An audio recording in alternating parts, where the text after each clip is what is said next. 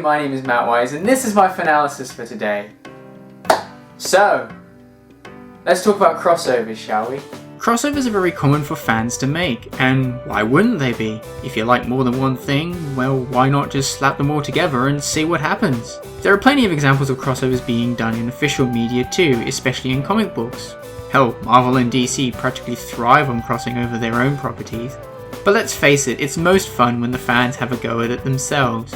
When you're not under any corporate obligations or anything of the sort, you can mix just about anything together, and the combination doesn't even have to make any immediate sense. Why not use Super Wholock, a combination of Supernatural, Doctor Who, and Sherlock, which exists for some reason? I think what makes crossovers so appealing to us is that they are a simple yet effective way of exploring alternative interpretations of the characters and stories that we love. They can also be used to show how different, or perhaps even similar, two separate properties may be. But sometimes there are crossovers fans have made that get so much appeal that they develop a following of their own. And that leads me to Super Mario Bros. Z.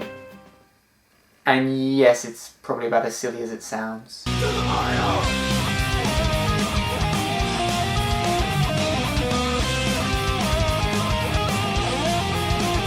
Created by Mark Haynes, better known by his old username alvin-earthworm, Super Mario Bros. Z began on Newgrounds about 10 years ago on the 22nd of April. Around that time, YouTube wasn't anywhere near as big a video site as it is nowadays. Back then, I would have found this kind of stuff whilst browsing on Newgrounds or some other random flash portal. Super Mario Bros. Z was just one example of a number of action-based sprite animations that fans had made based on the Super Mario franchise. Others included Daniel-san's Power Star series and The Rise of the Mushroom Kingdom made by Randy Solomon. Mike has cited these as inspiration to his series, as well as the several Mario vs Sonic videos that were being uploaded around that time.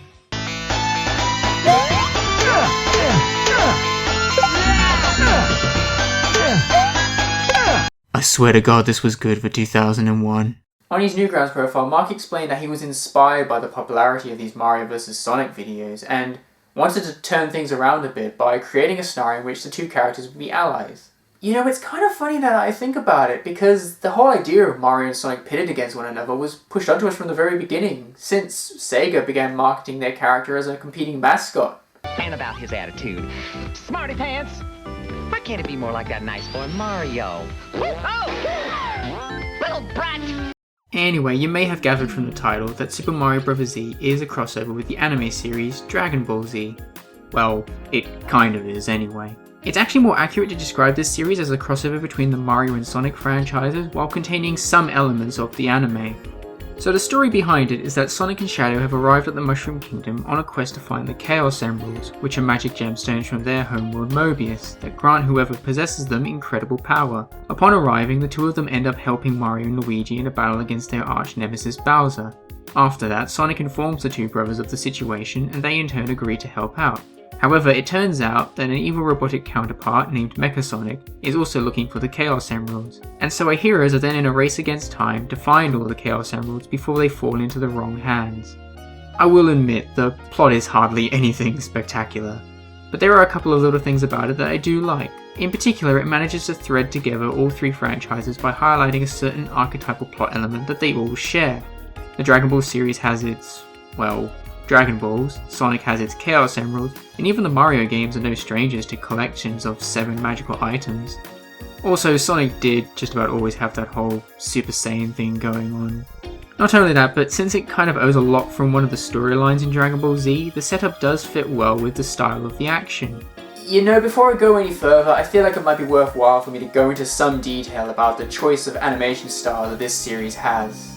You see, this series was made the way it was thanks to a little thing called spriting. The simplest definition I can think of for it is that it involves extracting, customizing, and or creating 2D pixelated graphic images that are called sprites, which are best known for being used in video games. Somewhere down the line, ripping sprites from games, especially those on the SNES and Sega Genesis, caught on as a hobby. This eventually became popular enough to lead to the establishment of a number of websites, like the Spriters Resource, which has been around since the year 2000. It's probably thanks to sites like these that spriting gained an appeal as a basis for some people to create comics and animations. However, even when it was at its most popular, sprite comics and animations often became ridiculed for being incredibly lazy and having little to no creativity to them whatsoever. Or if you can't draw, never fear. Just steal some graphics from your favorite video game, and and add yet another unlicensed pixel comic to the overcrowded, overstunk landfill of webcomics. While it's easy enough to find a lot of other better looking animations online nowadays, at the time this stuff was genuinely impressive to look at. In a lot of other similar sprite animations, the fighting was very much contained within their frame, but in Super Mario Bros. Z, even the scenery moved along with the action, which helped give the battle sequences a lot more energy. Even though they did typically stick to the single side-scrolling perspective, Mark still managed to get pretty creative with what happened on the screen, especially as quality improved in later episodes. Super Mario Bros. Z managed to gain a pretty impressive following, especially for a sprite animation. It ran on for 8 episodes, each one has about 2 million views at least on Newgrounds, where it even has a dedicated webpage. There was a 9th episode in production, however that was left unfinished as the series ended up getting cancelled. It's very likely that the series went under sometime after the 8th episode was released. However, there wasn't anything officially announced until 2012. Eventually though, in early January 2016, almost 7 years after episode 8 was released, Mark released the first episode to a reboot of Super Mario Bros. Z alongside a Patreon campaign. Some people wondered why Mark didn't just continue from where he left off, but he explained that he wanted to start over because there were some things in the original run that he wasn't satisfied with. Most notably the entirety of episode 7, which he considers to be nothing more than filler. It was also the longest episode of the series, running at almost an hour long, and that's mostly due to exposition that really didn't add anything to the main story. The animation really does look better than it ever did before. This has been improved thanks to the combination of better visual assets as well as multiple angles that appear within a single sequence. You don't have to look any further than the first scene between both versions for a comparison.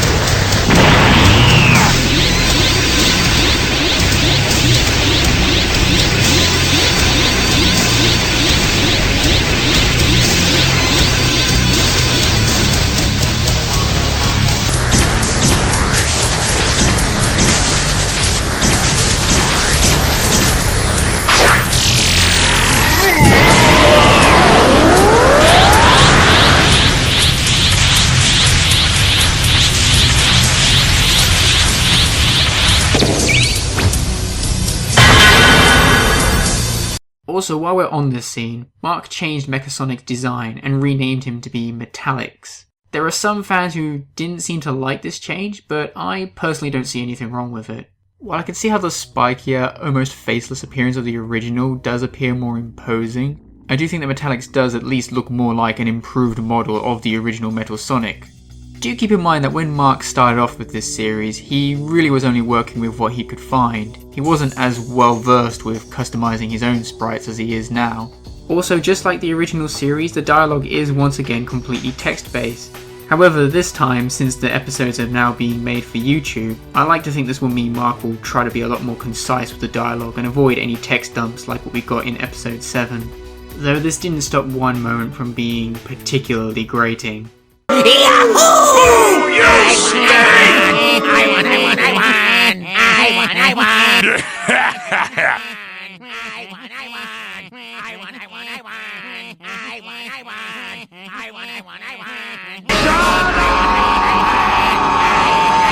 There are brief segments throughout the episode that feature non-pixelated artwork that shows Mark is more than capable of drawing all these characters himself.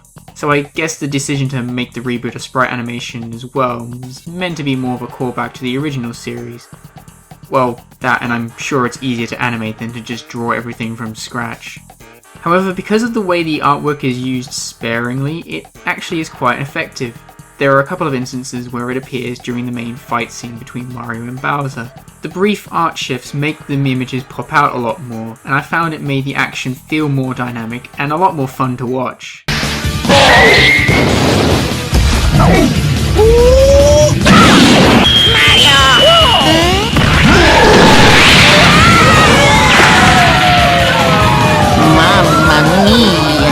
It's Also interesting to note just how much the reboot makes itself look even more like an episode of Dragon Ball Z, to the extent of having an intro, outro, and even a break at the middle of the episode.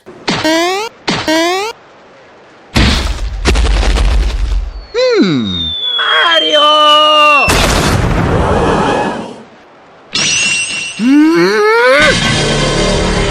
I think it's worth keeping in mind that when this series originally began, Dragon Ball Z was only just recently making itself internationally available on DVD as it was originally shown in Japan. I mean, beforehand, all we had was... Dragon Ball Z! God, that's so dumb. There has actually been a fair amount of attention given to the reboot, with Newgrounds featuring it on their front page around the time of its release. Not to mention there's actually been something of a trend of reaction videos to the episode as well. I was pleasantly surprised when I caught word of it, though admittedly I was a little skeptical as to whether or not it could really take things further than where it left off. You know what? I'm glad to have been proven wrong.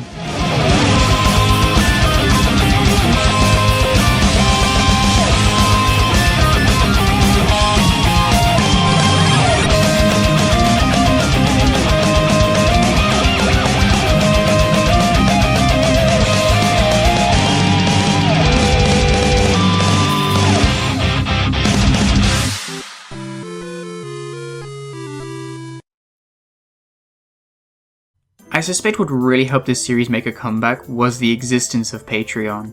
When the series originally started, crowdfunding for online content like this was pretty much unheard of, or at the very least was very unconventional. But now, provided that you have enough support from it, Patreon could potentially help you do things that you enjoy as a hobby, and maybe even make a living off of it. Though due to, as he put it, certain corporations, Mark has stated that he intends to use his account only to feature his original artwork. To be honest though, I really hope he gets the chance to make this series reach a proper conclusion. I think it's the least that he deserves, especially after the amount of time and effort he's put into it now. It's been 4 months now since the first episode was released, and there's no clear sign of when the second one will come out. Although if you've been following this since the original run, then I think the least you can hope for is that it will be worth the wait.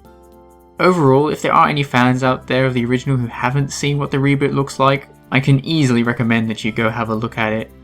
As for anyone who may be unfamiliar with the series, I think so long as you were a fan of either one or maybe even all 3 of the franchises that it pays homage to, I'm certain there'll be something in here that you can look forward to.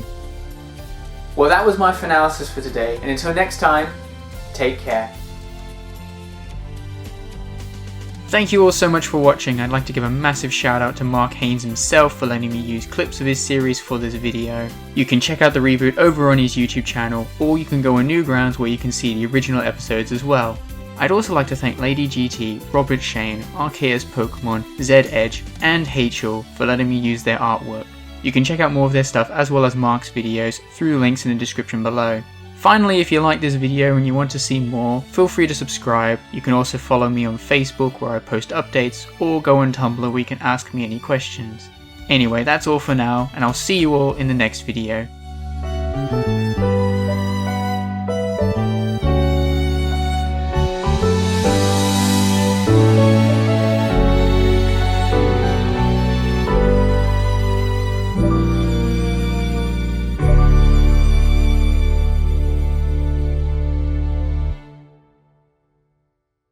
See you next time.